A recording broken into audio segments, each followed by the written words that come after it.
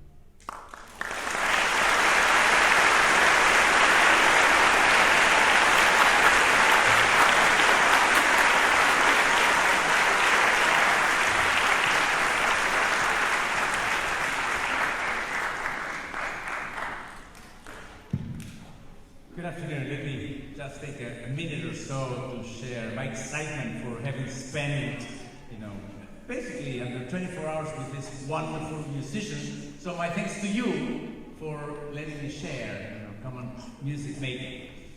In my recent third stage of my life, I was a student and a professional conductor, and then I realized that we all are part of one very important thing, the future of music.